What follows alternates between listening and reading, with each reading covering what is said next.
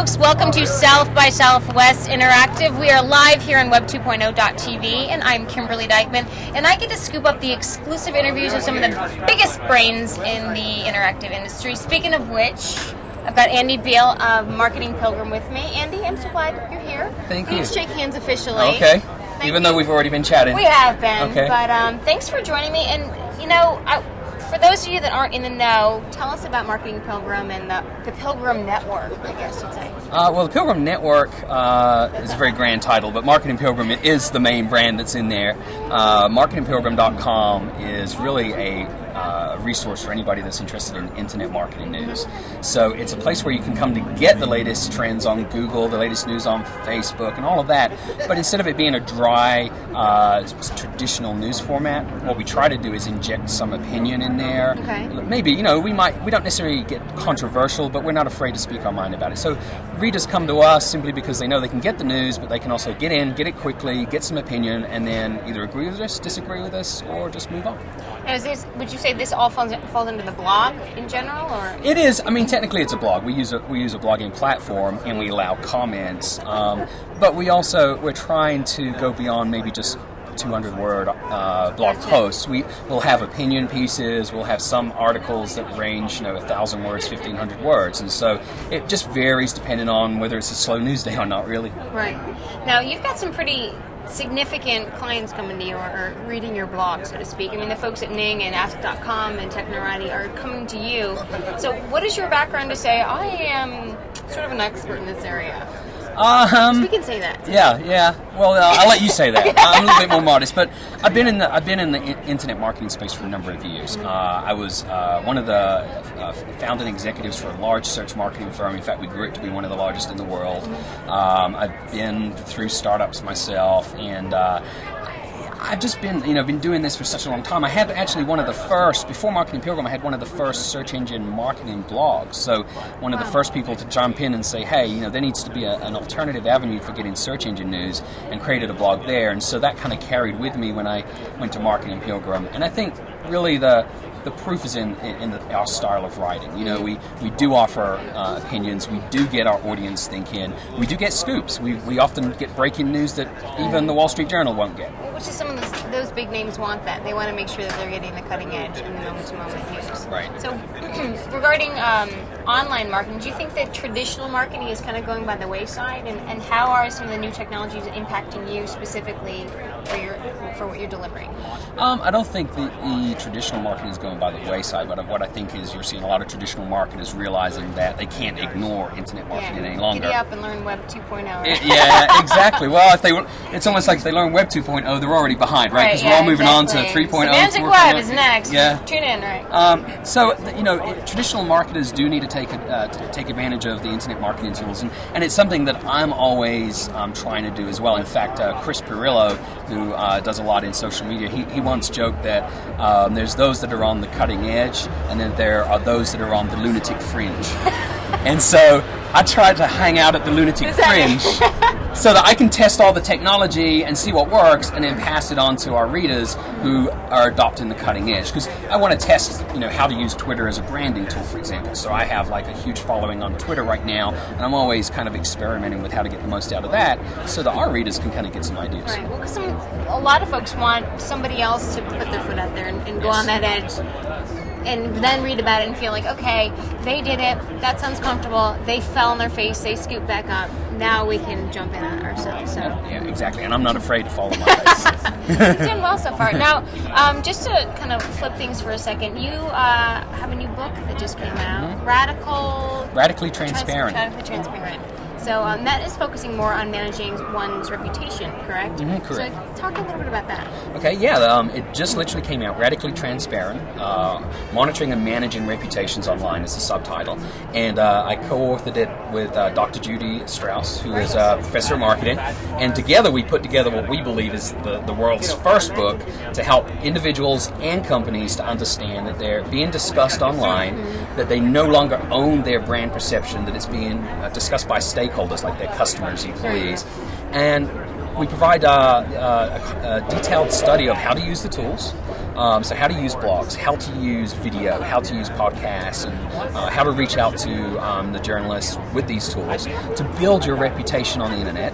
And then we provide information on how to monitor your reputation. So if someone's talking about you, for example, Dell, they probably would have liked to have gone back 2 or 3 years, and when Jeff Jarvis first mentioned Dell Hell, they probably would like to have known.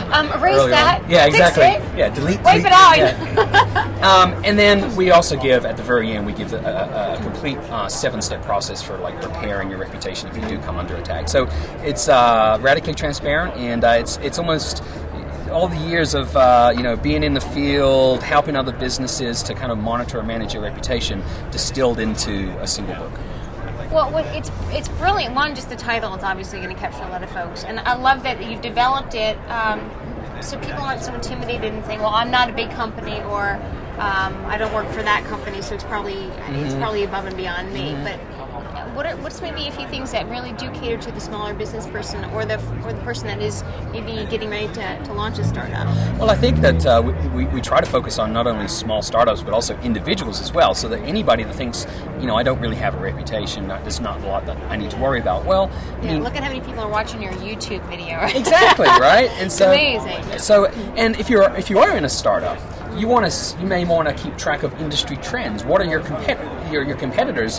What do their customers like about their product? What do they hate about their product? So that you can maybe improve upon it with your launch. And then when you do launch, you want to know, is TechCrunch picking you up? Is the San Jose Mercury News talking about you? Did you get mentioned on certain blogs, or are you being discussed in forums? And so you want to keep an eye on that, and you want to nurture that. Right. Build your MySpace profile, tap into Twitter, answer questions at Yahoo Answers, and build your brand, because it's guerrilla marketing in a sense. So it sounds like it's empowering companies and individuals and it's almost in the middle of being reactive and proactive at the same time. They can react to what they're hearing, and they can also be proactive and say, well, let's kind of tweak this part of our marketing strategy. And you hit the nail on the head. We basically... I did, all right. Yeah. I'll write the next book with you. How about that? All right. So... we talk about the fact that there are kind of 2 levels of 2 stages here to radically transparent. So the first one that everybody should be doing is absolutely just listening, because if you listen and you listen to what your customers are saying, listen to what your employees are blogging about your company, what are they typing about, what it's like to work for you. If you at least listen, it's like free market research. Okay, so you can at least say, okay, customers didn't like this particular rollout, therefore when we build the next stage, we're going to do it different. Right? The next level after that is to actually engage and be proactive and start reaching out and start crafting the message yourself. And so you're absolutely right. There are kind of almost like 2 stages to it. So you're kind of giving them folks the one-stop shop, and this is just the bare basics. I mean, there's probably more that will come from this, but it sounds like you're on the cutting edge and you're giving folks this initial first step. Right. All-encompassing first step. And what we try to do in Radically Transparent is we try to help those that don't even understand what online reputation management is. So we spend the first few chapters just explaining why this is important, and then we do kind of gradually take them through the different steps so that they can eventually be a pro. I've actually joked with people that writing this book, I might send myself out of business because you won't need to hire me as a consultant anymore. Just read the book.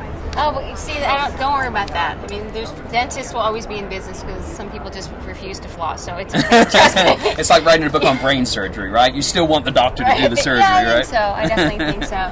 So do you frequent South by Southwest? Do you feel that this is something that you come into, you can say, okay, well, I've already done this, the book's out, I'm working on this, but my next step could be something that I pick up from a huge event like South by? This is my first time here, and I'm extremely excited. We've got a newbie here. So I'm really excited. It seems like I go to a lot of tech conferences around the country, but this is the first time I've been able to make it out here. So I'm really excited, and for me, what I'm seeing is a lot of people that are actually in the thick of things, trying out the next generation of media, marketing, and technology, and so I get to. The sessions are great, and I get to see that, but just meeting with people and chatting with people gives me new ideas of, helping my clients. Right. So if someone tells me about a really cool tool for video production, that's something I could potentially recommend to my clients. So it's been great fun. So you need to walk around with your own little tape recorder. Yes. Maybe hidden away. Yes. Just get it all in, right? Yeah. Soak it all in. There's so much going on here.